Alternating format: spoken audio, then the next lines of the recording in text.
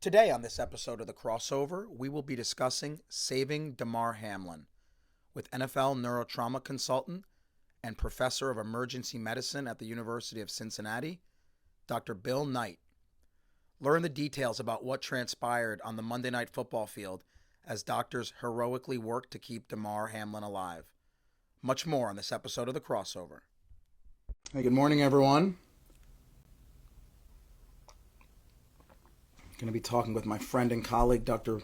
Bill Knight, about saving Damar Hamlin. His team did an unbelievable job that Monday night. Bill, how you doing? Good morning. Hey, man, good morning. That was pretty easy logging on. Wasn't too bad. Yeah, I figured it out. Awesome, man. Well, listen, just while everyone's logging on, I'm going to do a brief introduction.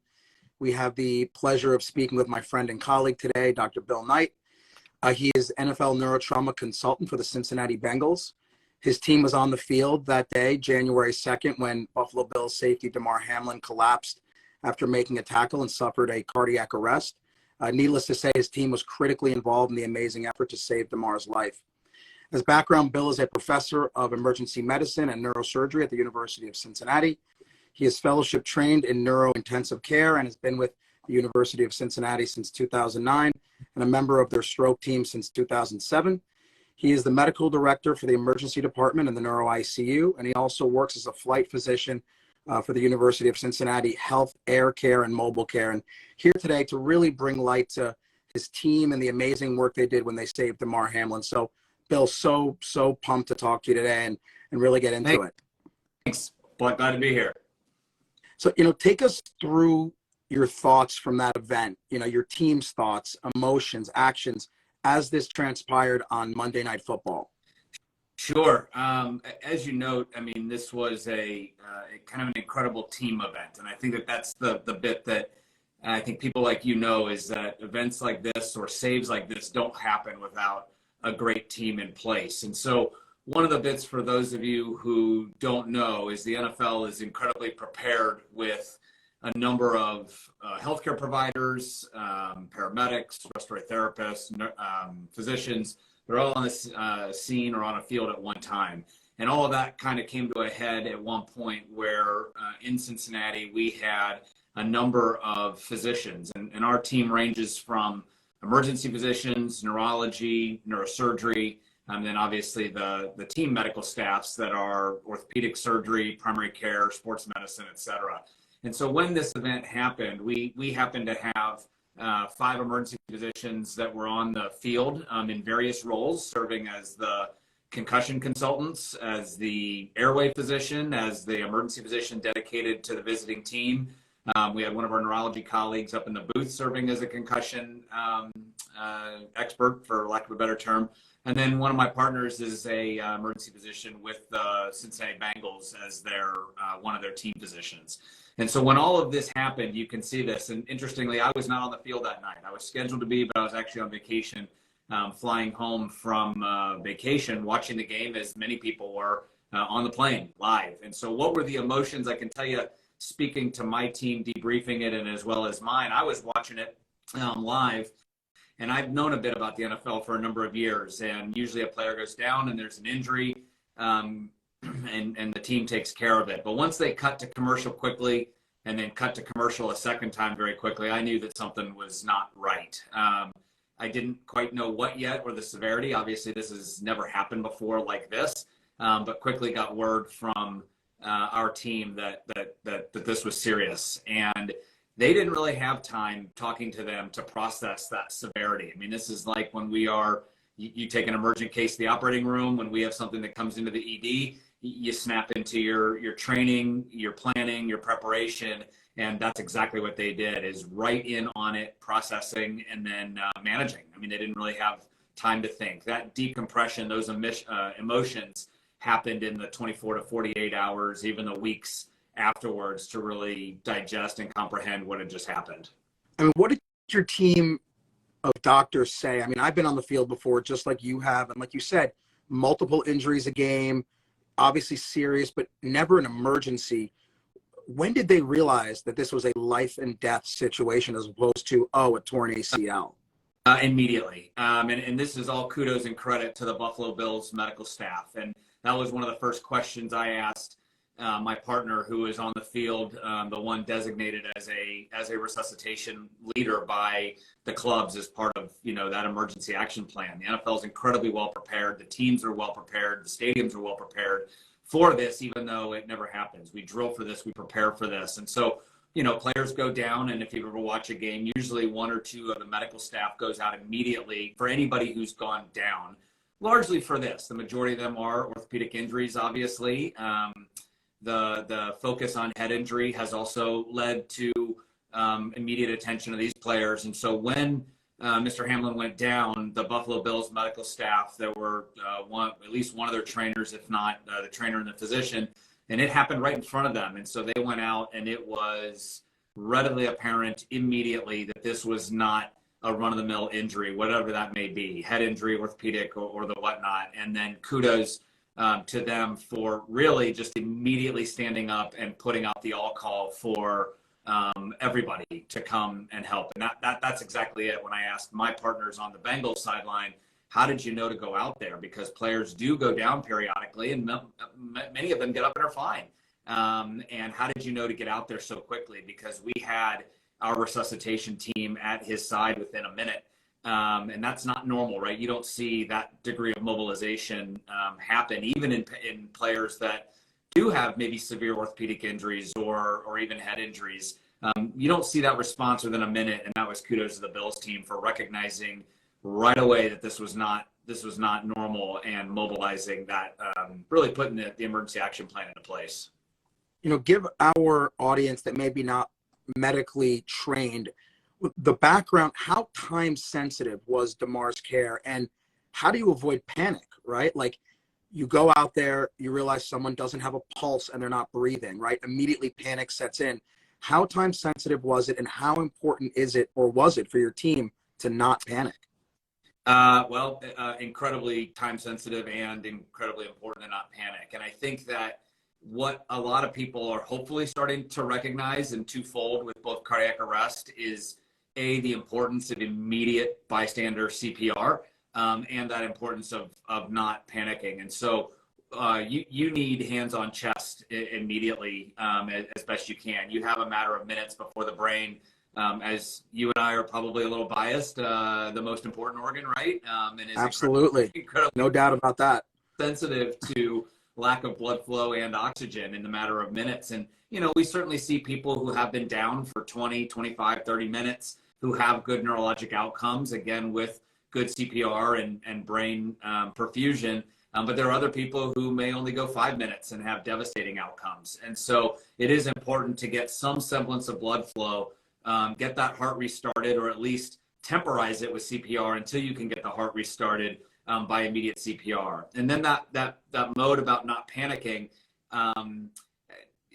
I don't think we do that really, right? I mean, I don't think that's what we've spent our entire lives and our careers training for. Is that it's exactly right there, is that when that team asked, does he have a pulse, or they determine he doesn't have a pulse, you immediately snap into resuscitation mode. It becomes, I don't want to say it's cookbook, because it never is. It's not protocolized. It's not ACLS as we think about that. But there are certain steps that you just snap in. You know what you need to do. You need to start CPR. You need to get certain things in place, whether that be airway management or intravenous medications or preparation for cardioversion, electricity, shocking, etc. Those just happen because we know they do that, because hopefully the general public starts to figure this out. We do this every day. And when you do something every single day, you tend to not panic. It's the unusual, the complications, the things you may not have seen, the things you may not have prepared for, the rare, those end up introducing a little bit of surprise. And so then some have asked, well, the team was in front of 65, 70,000 people and 25 million people at home. That's not really going through your mind when you're just doing what you do. It's just a different, unique element. All of the physicians on the field managing this had flown with our air medical service, air care. And so we're used to being in unique situations in farm fields or elevators or airports or buildings that you're not in the bright and shiny place of an emergency department or an operating room, and you just get it done. So there really was no panic. It wasn't until afterwards that the decompression happened of, holy cow, what just happened here? Yeah, I mean, I can imagine that was a blur for everyone that was involved. It's just, you're kind of an outer body experience. Just your instincts take over, and everything that you've done every single day of your life.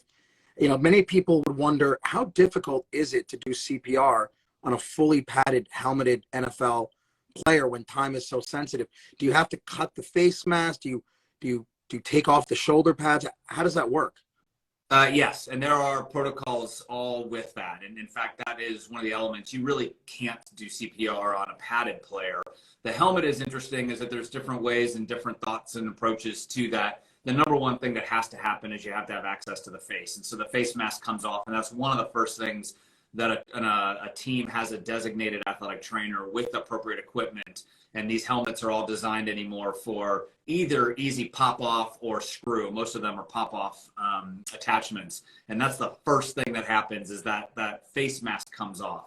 Then there is a little bit of debate of, you know, the helmet has to stay with the pads, or if one comes off, they both come off, because again, in your world, or in the spine world, you'll end up with some unusual flexion of a cervical spine. And when you have a trauma, you don't know, is this a head injury? Is this a C-spine injury? Is this both? Is this cardiac arrest? Is this a seizure? Is this something that you never know? And so typically the face mask off first, and then when you make the decision to either take off the pads, a lot of times you can just exactly what you just said. You cut it up the middle, and then you get access to the chest, and then you can sort out if the pads come off, the helmet then can be slid off with maintenance of a cervical spine, or do you leave them both on and do it? And so there's a lot of variability across experience, high school teams, college teams, athletic trainers, pro teams, et cetera. And every team may do it just a little bit different, but the general sense is one or both. But the face mask always comes off.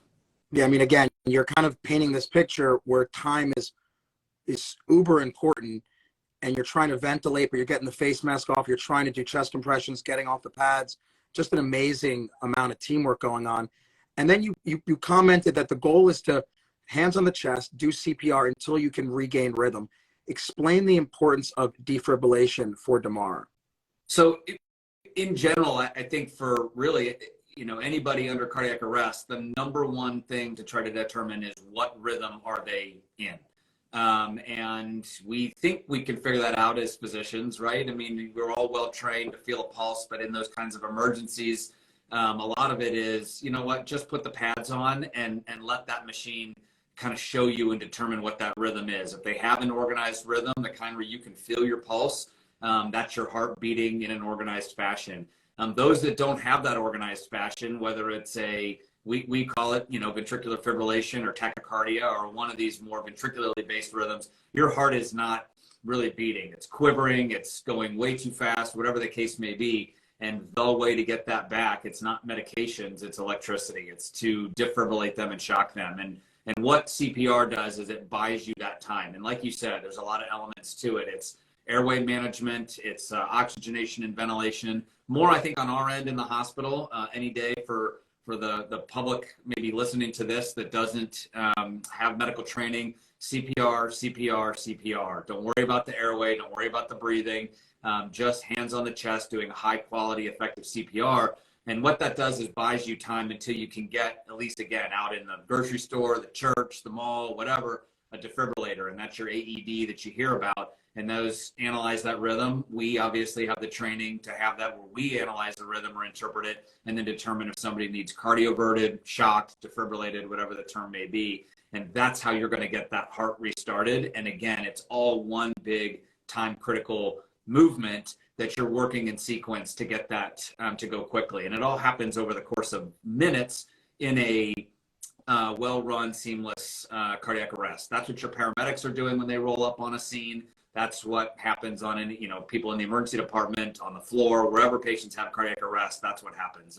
And that's the importance of that time critical nature of it, is to recognize it, get your CPR, and then again, once you recognize a rhythm that is malignant or needs that electricity, provide that electricity, get the pads in the right place, and then deliver it. Now, you guys did CPR. He was defibrillated. His heart was beating again, and everyone thinks he's out of the woods. But obviously, the aftercare in the hospital for anyone undergoing cardiac arrest is so critical. Tell us the key elements of Damar's care in the hospital or any CPR patient.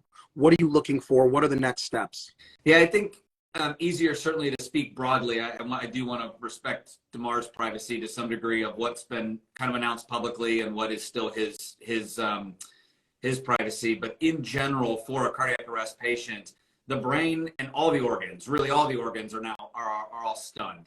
They've now taken a hit, to use a term, where they've had a period of time of no or low perfusion, either by, because CPR is good. It's what we have, but it's certainly not as good as your heart beating in and of itself. And you can end up still with low oxygen damage to the brain, to the heart, to the lungs, to the kidney, to the liver. There's a lot of different organs that are vulnerable to that. And a lot of that is initially just upfront supporting those organs collectively and individually for any potential damage they may have taken. So a lot of it is, more often than not, these patients are on a ventilator, so they're getting full ventilatory support with a breathing tube in place.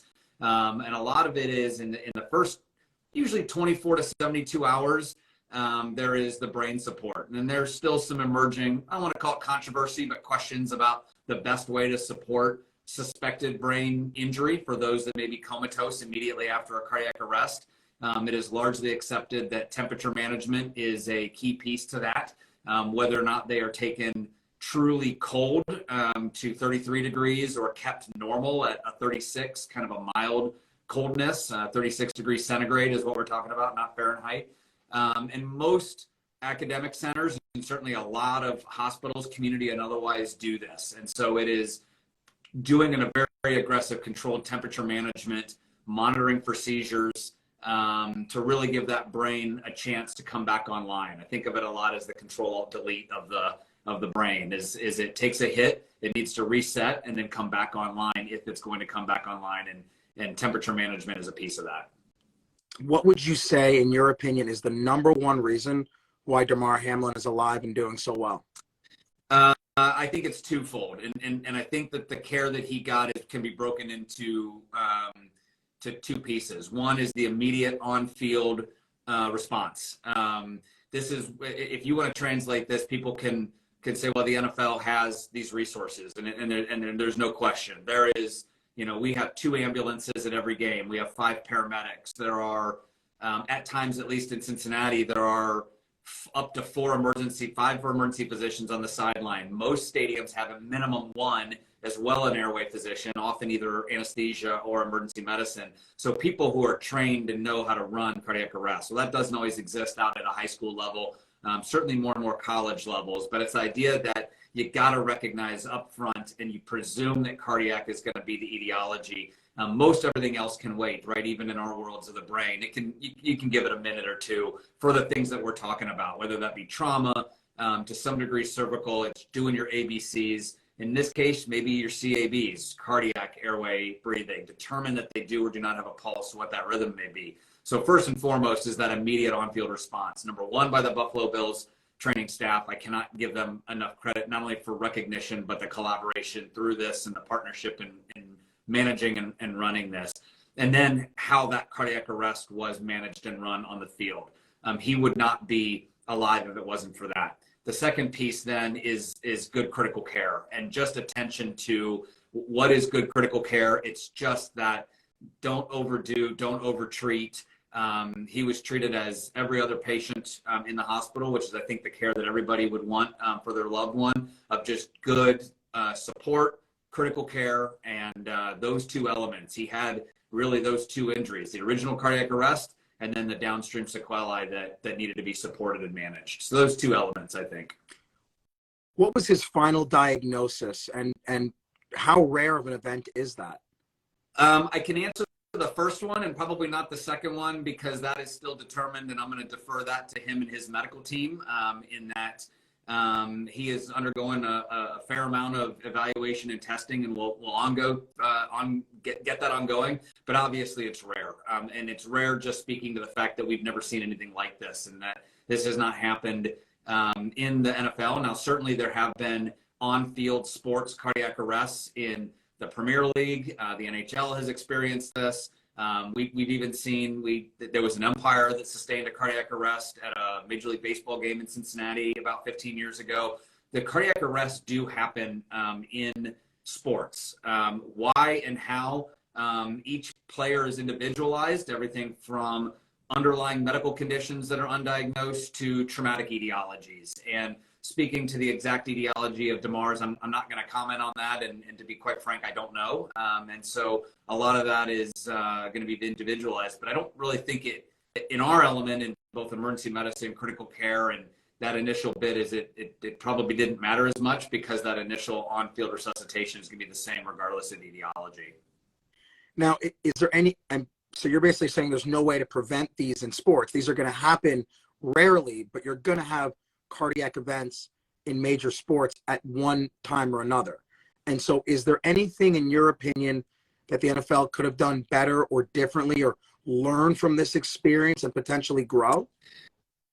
I think there's always area and opportunity to learn and to grow. Now, prevention, I don't know. I think that again gets to the root of the etiology. But in general, a lot of the professional sports leagues are incredibly well prepared. Their preparation on an emergency action level of having the correct pieces in place, everything down to the route that the ambulance takes to the hospital, what hospital is designated. There's no real politics in that. It's what's the best place that a player can go, but either by resources available, by distance, by traffic, by travel. All of that is all pre-thought out. Who is on the field? How are they vetted? Do they have experience with not just airways, but trauma airways, with the ability to use video, with the ability, do you have the right equipment from cardioversion or the electricity on field to defibrillate or cardiovert somebody?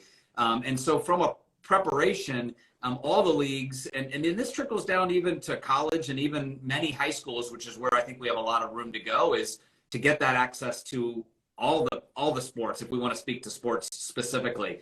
And so prevention, hard to know. I mean, I think that's a multifaceted question in terms of everything from equipment to sporting rules to what is the sport. You could look at that from baseball to lacrosse to hockey to football. Now, from a learning and a growing, yes, as you know, anytime we have an event in the hospital, we do a very careful deep dive into that under a review of some sort. We do it in medical events, whether that be in the emergency department, the operating room, the ICU, whatever the case may be. And the same thing is and will happen with any event like this, whether that be a concussion case management or a cardiac arrest. There is a lot to review, learn from, and prepare for the future as well. And you talk about preparation and how important it was, especially in this case where it's so time sensitive. Just give us a little background as to your training, the years of residency, fellowship, what got you to the point and your team to the point where they're able to confront a life and death situation and handle it in minutes. So I'm emergency medicine trained by background, and what that means is, for both you and I, we both did 4 years of medical school, and then I did a 4-year emergency medicine residency at the University of Cincinnati, and then stayed on and did a fellowship that was quite new for emergency physicians at the time in neurocritical care and stroke. And so back then it was a little unusual to have an emergency physician working in the neuro ICU. Typically that was a neurology-based type field. And it has grown to include anesthesiologists, internists, neurosurgeons, and emergency medicine. And so 2 years in neurocritical care and managing stroke as well. And then took a faculty position at UC, working, splitting my time between the emergency department, and then I work in 2 different ICUs. Our neuroscience ICU, which is predominantly neurologic and neurosurgical patients, and then our trauma surgical ICU, which is anything surgical, trauma patients, surgical oncology, transplant, vascular, et cetera. And that hybrid field allowed us to evolve. And then when the NFL established the concussion program, we had both emergency medicine physicians that had neurologic sub-training to be able to start to work that role with the NFL. And as many of these independent roles have evolved with that emergency action planning, having an airway physician, having integrated in with EMS, having an emergency physician on every sideline for the visiting team to help liaison with local medical staffs to help the care of patients become seamless. The physicians on our team are a mix, again, of emergency medicine trained, some with neurocritical care training, some with specific EMS fellowship training. Both of our airway physicians are EMS trained, which allows them to both integrate in with EMS as well as have that pre-hospital airway, the management of larger individuals, people who are padded, people who are air mobilized. Doing those airways are very different, and then knowing how to run that care. And we have emergency physicians from all walks of life on our team. So it's a big mix of people, experiences, and all of that kind of prepared to get us to kind of where we are today. I mean, let me ask you the $1 million question, which you'll probably, I know what you're going to say, but do you believe Damar will ever play football again? And what type of testing would someone like that have to undergo to be clear to play again? Yeah, you're right. It's a tough question to answer. And the best way to answer that is that if we have that ability to answer that question, boy, is that a wonderful problem to have, right? And I don't say a problem, but having to get to that point where we're talking about an athlete that sustained a cardiac arrest, facing that question of being able to play professional sports again is a great place to be in. Many of the subsequent answers of will he are just frankly well out of the scope of my, not only my practice and expertise, but also it is now several months downstream to him and his medical staff in terms of what kind of workup is being done. I don't know. We were largely responsible for the initial care, resuscitation, and then stabilization, and then transfer and turn over to his physicians, both at home for him as well as in Buffalo. And so I don't know the answer to that. I nothing but wishing him the best and what's best for him. And when it comes time for him and his family and his circle and his medical team to potentially face and answer that question, wow, what a recovery. And I would be thrilled for him to have that challenge of getting that opportunity to face and answer that question. As many athletes who are injured playing any level of sports, whether that's a high school athlete coming back from an ACL surgery to this high level, life-threatening cardiac arrest. I mean, it's such an amazing story. Obviously, fingers crossed that he comes back. Bill, listen, what a phenomenal interview. I really want to focus on your team, and having been on the NFL sidelines, just like you, 99.99999% of the time, you're sitting there, you're doing very little. The injuries are severe, but not life and death. And for you guys to jump into action like that, your team to save a life, truly amazing, a role model for all of the rest of the teams around the NFL, because clearly this could have gone in a very different direction. So kudos to you for leading your team and all of the preparation that you guys did together, and just an unbelievable teamwork event. Thanks. I really appreciate it. I think one take-home message for everybody watching is that we do plan for this, no matter what it is that we do, whether it's in the ICU, in the operating room, in the emergency department. We put a lot of training and planning into that. What can you take home watching this? Get CPR certified. It is the easiest, most layperson way to save a life, and you can be found to do it at an airplane, a grocery store, your church, a sporting event, watching your kids' sports. The literature and the field is replete with high school athletes or college athletes, or even just people going down and people not recognizing and having bad outcomes. And so please get CPR certified. It's easy to do. You can get trained in 10 minutes or less, and you can save a life, and you'll have that same preparation that we did. Yeah. I mean, everyone says that it's not important until it's important, and it's not you until it is you. And so just like you said, being prepared for those events, kudos to you and your team. Unbelievable, Bill. Thanks so much for your time today. No worries. Thank you.